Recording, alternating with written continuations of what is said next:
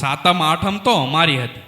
હે ને બીજ ત્રીજથી લોટના મોટા મોટા દળણા મુકાઈ જાય. આજુબાજુવાળાના વેલણ અને પાટલા ઉધારમાં લેવાઈ જાય. એમાંય પાછો ગાંઠિયાનો પિત્તળવાળો સંચો તો ગામના કોક પૈસાદારના ઘરે જ હોય. એનું પણ પહેલેથી બુકિંગ કરાવ્યું હોય.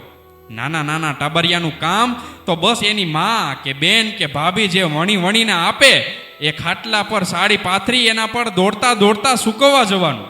વરસાદ હોય તો ચૂલા માટે સૂકું બળતણ ક્યાંક જૂના ઓરડામાં સાચવી રાખ્યું હોય. આઠમના મેળામાં ઘરેથી નીકળીએ પહેલા જ ઘરેથી માં કે બાપુજીએ નક્કી કરી દીધું હોય કે તારે આ જ લેવાનું છે.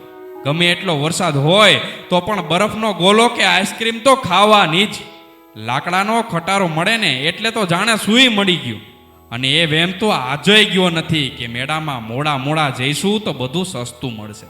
જેવું પણ હતું પણ આજની 1000 રૂપિયાવાળી કાજુ કતરીમાં એ મીઠાશ નથી જે એ સમયના લાડવામાં હતી.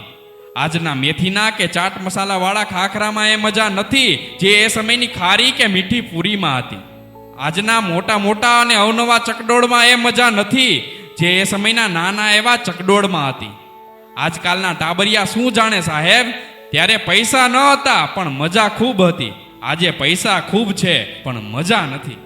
રાધે રાધે.